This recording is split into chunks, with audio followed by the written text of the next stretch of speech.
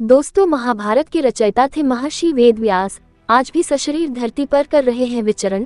गिने जाते हैं 8 चिरंजीवियों में एक। आइए जानते हैं उनके बारे में। महाकाव्य रचयिता ऋषि वेद व्यास जी का नाम आपने जरूर सुना होगा। वे महाभारत और पुराणों के रचयिता थे। महर्षि व्यास को भगवान विष्णु का अवतार भी माना जाता है। महर्षि वेद व्यास एक ऐसा नाम है जो आपने अपने ग्रंथों और पुराणों में जरूर पढ़ा होगा या सुना होगा। वे अद्भुत शक्तियों से संपन्न थे, साथ ही वे महाभारत के रचयिता भी हैं। महर्षि व्यास जी का जन्म त्रेता युग के अंत में आषाढ़ माह की पूर्णिमा तिथि पर हुआ था और वे पूरे द्वापर युग तक जीवित रहे। आपको बता दें कि महर्षि वेद व्यास जी 8 चिरंजीवियों में शामिल हैं जो आज भी धरती पर किसी न किसी रूप में सशरीर जीवित हैं।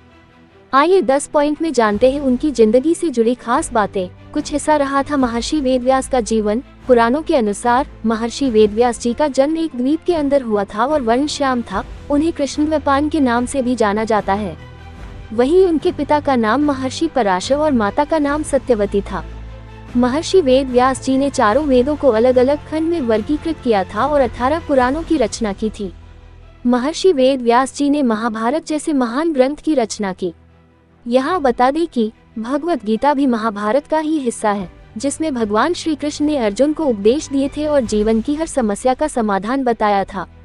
पुराणों में उल्लेख है कि वेद व्यास जी ने महाभारत लिखने के लिए भगवान गणेश से मदद मांगी थी और भगवान गणेश ने वेद व्यास जी की कथा सुनते हुए ही पूरी महाभारत अपने हाथों से लिखी। 5 महर्षि वेद व्यास जी के 4 पुत्र थे, जिनका नाम पांडु, धृतराष्ट्र, विदुर और सुखदेव था। इन चारों को ही महान ऋषियों के रूप में जाना गया। महर्षि वेद व्यास ने न सिर्फ पुराण लिखा बल्कि उपनिषद, महाभारत के अलावा वैदिक ज्ञान के कई ग्रंथों का रचयिता उन्हें माना जाता है। ग्रंथों में ऐसा उल्लेख मिलता है कि महर्षि व्यास पितामह भीष्म के सौतेले भाई थे। भगवान विष्णु ने कई सारे अवतार लिए हैं। इनमें से भगवान राम के बारे में कहा जाता है कि वे श्रीहरि के 17वें अवतार थे। वहीं महर्षि वेद व्यास को विष्णु जी का 18वां अवतार माना जाता है। महर्षि वेद व्यास को गुरुओं का गुरु माना गया है और इसलिए हर वर्ष गुरु पूर्णिमा के रूप में उनका जन्मदिन मनाया जाता है। महर्षि वेद व्यास को लेकर कहा जाता है कि वे 7वें चिरंजीवी हैं।